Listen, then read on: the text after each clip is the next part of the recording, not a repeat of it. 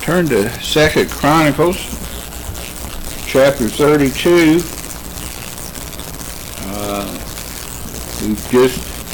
We're getting towards the end, and we're actually at the end of Hezekiah's reign and life. We studied not last week, but the last time about Hezekiah's impending death and how the Lord granted him 15 more years. And Hezekiah's writings concerning the extra years and the times that he was going to have and the times that he wasn't going to have, because he was still going to be a young man when he died, a relatively young man anyway. Anyway, turn to 2 Chronicles 32, begin with verse 24 through 26. In those days Hezekiah was sick to the death, and prayed unto the Lord, and he spake unto him, and he gave him a sign. But Hezekiah rendered not again according to the benefit done unto him, for his heart was lifted up. Therefore there was wrath upon him and upon Judah and Jerusalem. So Hezekiah has been a good king. He's been a great king. He's done all that the Lord said, except in one regard. You remember he pillaged the temple. He took all the gold and silver and precious things out of the temple to pay the king of Assyria to keep him from coming and taking Jerusalem. And this guy had already taken many of the cities of Judah, and he gave him all the things that were the Lord's. All the work that he had done to repair the temple, had got all this rotten stuff out of there, and he replaced the things that had been removed, and he gave it to this king of Assyria that he wouldn't come and attack Jerusalem. Now, it showed that he wasn't trusting the Lord very much, at least in that regard. Anyway, in everything else then, he repented of that, I believe. It doesn't specifically say that he did, but the Lord intervened in his behalf and sent the king of Assyria home, wiped out his army, and when the king of Assyria got home, he had him killed. So Jerusalem was safe, just like the Lord said it was going to be. And in spite of what Hezekiah did, but, verse 25, but Hezekiah rendered not again according to the benefit done unto him. He didn't do everything he should have. Now this is talking about the extra 15 years, the benefit, the extra years, where his heart was lifted up. He was proud of himself. He was proud of what he had accomplished. And, you know, if I do something and like I'm baking something or I'm frying something or something like that, if I don't burn it up, I get kind of proud. You know, I have fixed eggs before that you couldn't hardly get out of the skillet, you know, and I baked things in the oven and you look at it and you wonder what it was. So, anyway, when you do something right, then you have a tendency to get proud. But the things that he did right, the things that were accomplished, was because of the Lord, not because of Hezekiah.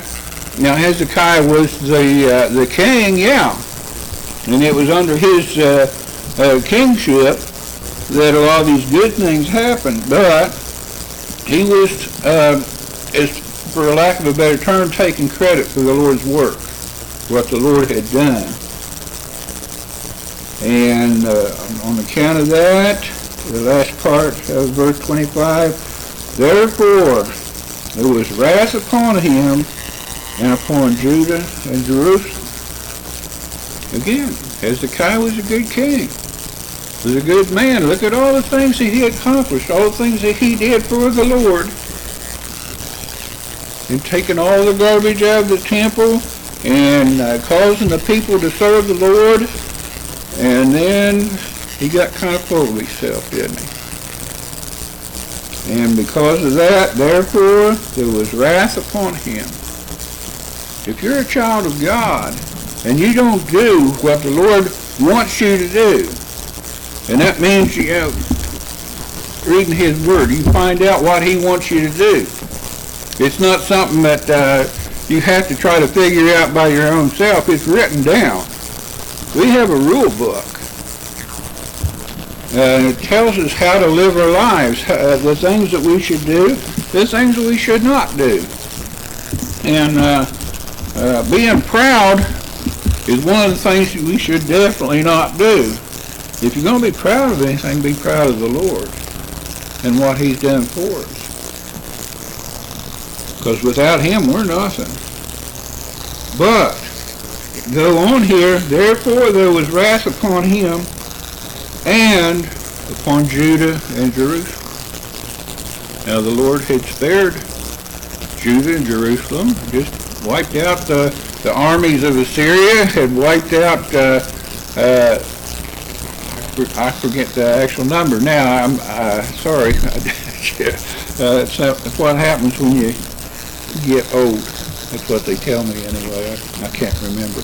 But anyway, it was a large number of soldiers that was wiped out. The death angel went through the camp and no more problems. Except there was problems. Because Hezekiah was proud. He got full of himself. And wrath was upon him and upon Judah and Jerusalem. And we got an election coming up in a couple of days.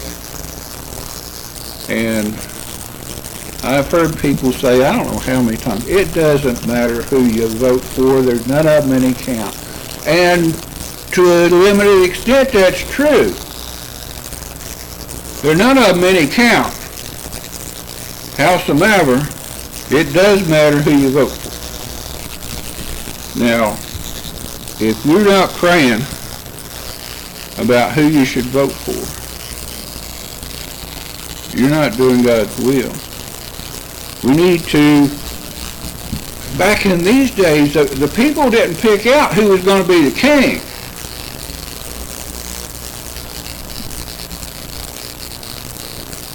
Anyway, there was all this wrath was going to be coming down on Judah and Jerusalem because of Hezekiah, their president, their king. And the people here, we have no excuse. We get to go and vote. We get to choose who is going to be the leader of our country. These people did. And still yet, God's wrath was upon Judah and Jerusalem. Verse 26, notwithstanding, Hezekiah humbled himself for the pride of his heart. He turned, he realized the sin that he had done and what was coming if he didn't repent. But he humbled himself for the pride of his heart, both he and the inhabitants of Jerusalem. Wasn't just him. Now, we have some evil leaders. That's a fact. But they didn't just all of a sudden get there. Somebody voted for them. Maybe we didn't. Still yet, if he's our president, it's our president. If it's our governor, it's our governor. If it's our mayor, it's our mayor. Whatever the position is, somebody voted for him. We need to be in prayer about these things. It's important. But he humbled himself for the pride of his heart, trying to take credit for what God had done. But not just him, both he and the inhabitants of Jerusalem. And what was the result of that? If you will humble yourself before the Lord, so that the wrath of the Lord came not upon them in the days of Hezekiah.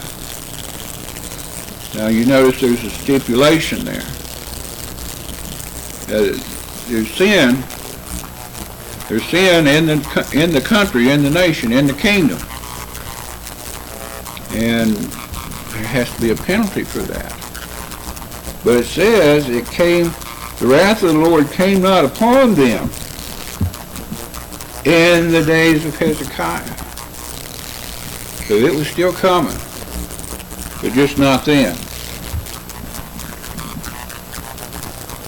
Verse 27, and Hezekiah had exceeding much riches and honor, and he made himself treasuries for silver and for gold and for precious stones and for spices and for shields and for all manner of pleasant jewels.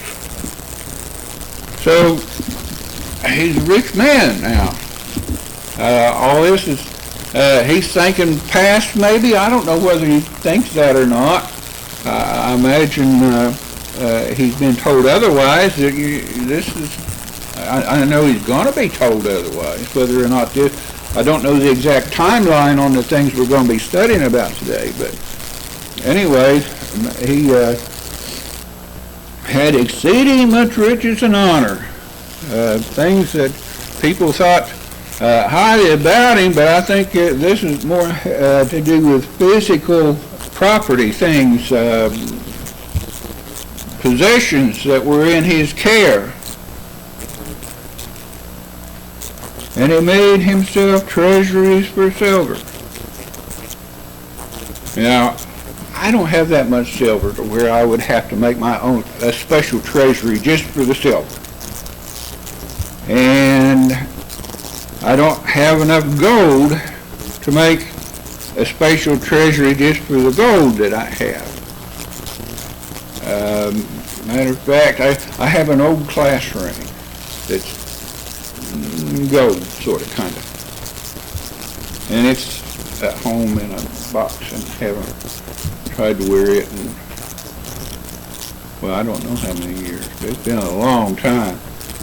And that's the gold I have. And as far as silver, I used to have some silver, but the kids took it and bought milkshakes with it. It was silver coins back when they were, like a quarter was worth $20 or something like that, and they took it and they spent it on a milkshake for a quarter.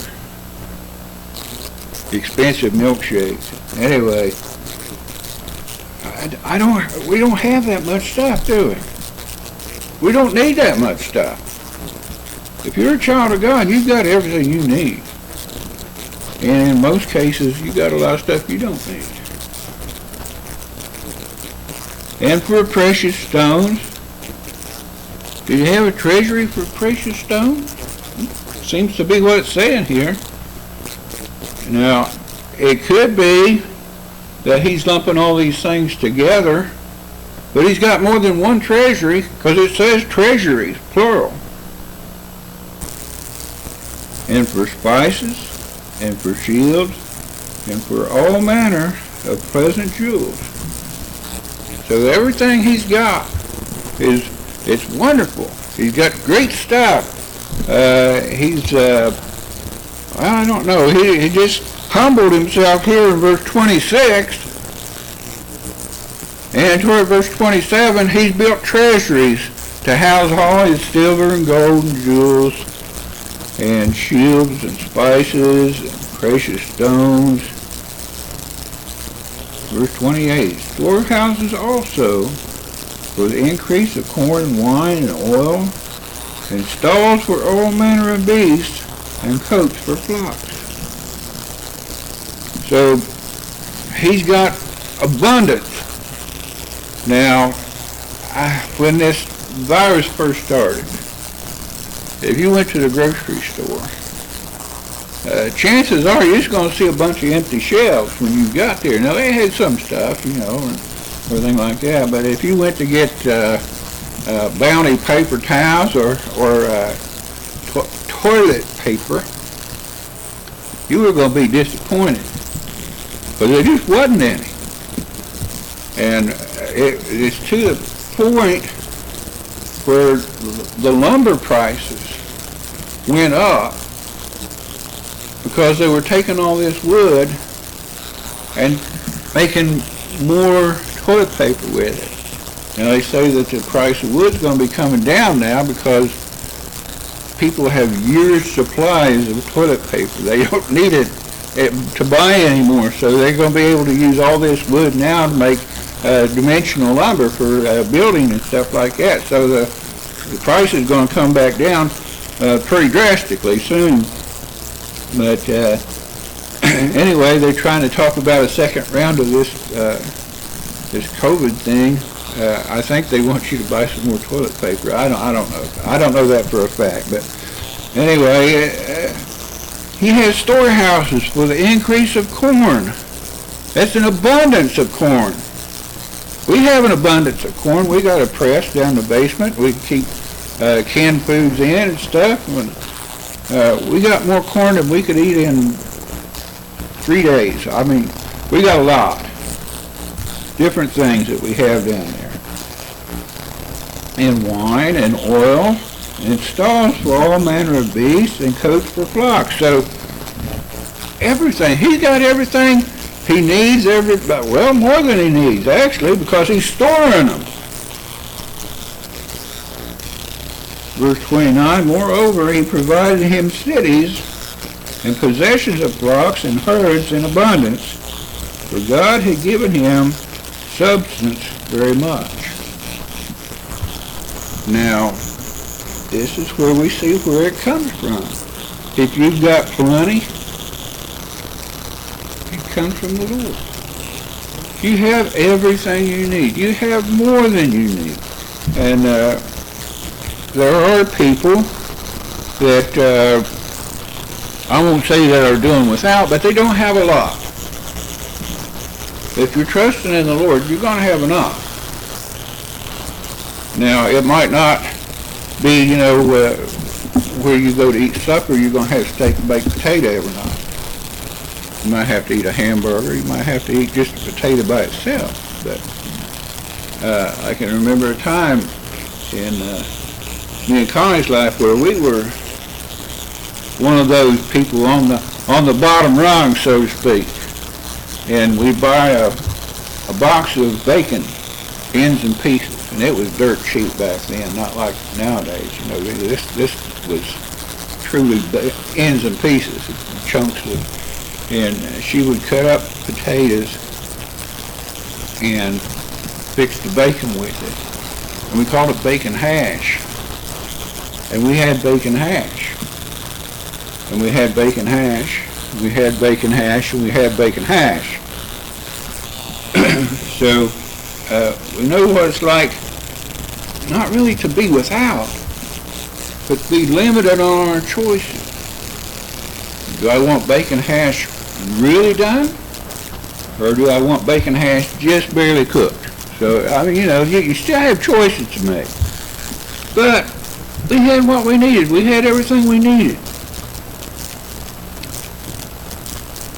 And he provided him cities and possessions of flocks and herds in abundance. Abundance, that means more than he needed.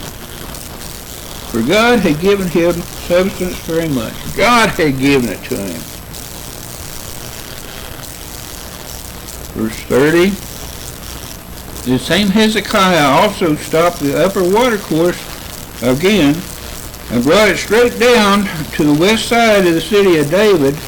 And Hezekiah prospered in all his works. So there was a creek or a river or a stream, whatever, or something like that, and he stopped that up, and he brought it into the city. So they didn't even have to go outside the city to get water anymore. And Hezekiah prospered in all his works. Why did he prosper? Because he was finally trusting in the Lord. He was trusting in the Lord. He had repented of the evil that he had done. He was trusting in the Lord, and he prospered in all his works. So you think, well, things are wonderful now, right? Not necessarily. Verse 31, howbeit in the business of the ambassadors of the princes of Babylon, who sent unto him to inquire of the wonder that was done in the land, God left him to try him, that he might know all that was in his heart. Now, we haven't read about this yet. We're going to any minute now. But God's going to test him. Now, there are going to be things that happen in your life, and you wonder if the Lord's testing you. And not everything that happens in your life is going to be a test. You just got to use common sense. Common sense means what God's Word says. Anyway, he was actually testing Hezekiah here about the business of the princes of Babylon. Now, we hadn't even talked about Babylon yet. Who sent unto him to inquire of the wonder that was done in the land. All this prosperity, when just not too long before, the king of Assyria was there, and the army, and their cities were being taken over and everything. And, you know, look at this, they have plenty. They have plenty. Anyway, God left him to try him. But left him to his own device. When man is going by his free will, man will always rebel against God. That is man's nature. Man will always rebel against God. So God left him to try him, that he might know all that was in his heart. Turn to Isaiah 39.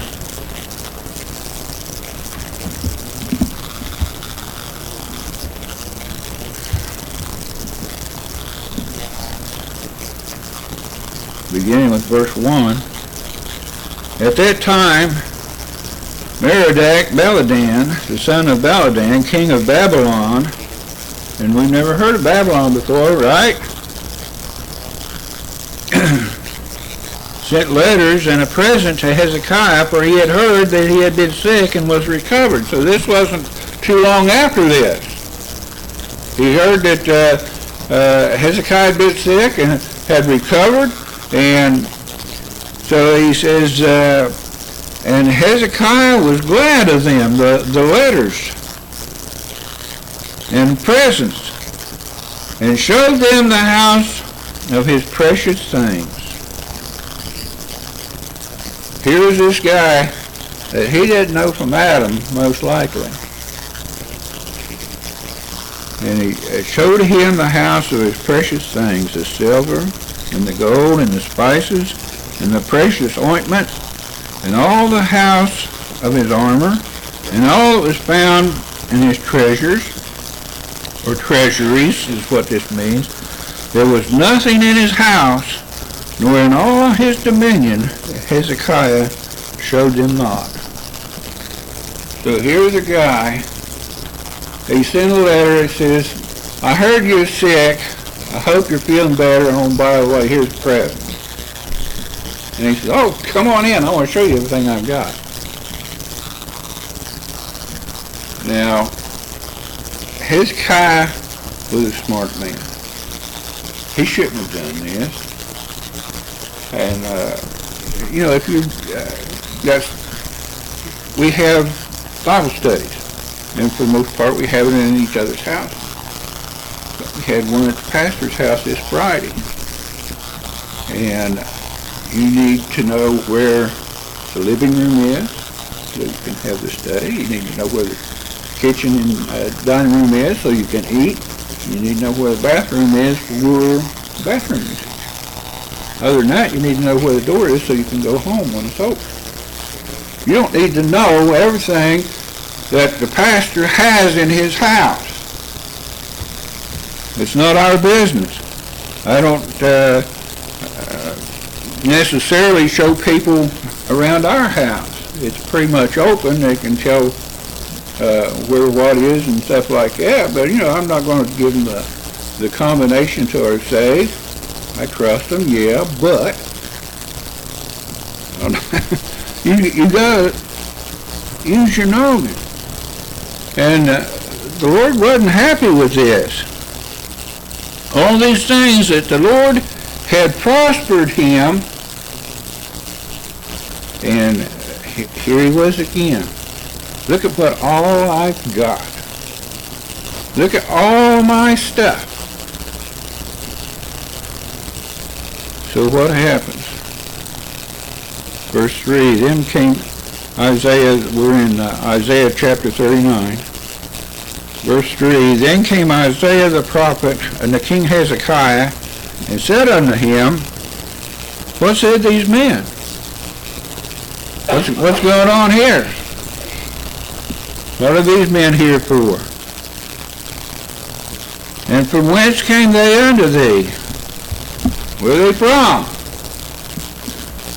And Hezekiah said, they are come from a far country unto me, even from Babylon. Now Babylon, prior to this, had been under Assyria. And we know Assyria had pretty much been destroyed. So Babylon was the new kid on the block, the new powerhouse, so to speak.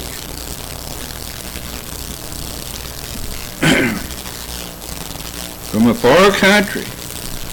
And the first thing he does is lets him go in and all of his stuff, everything that the Lord had prospered him with.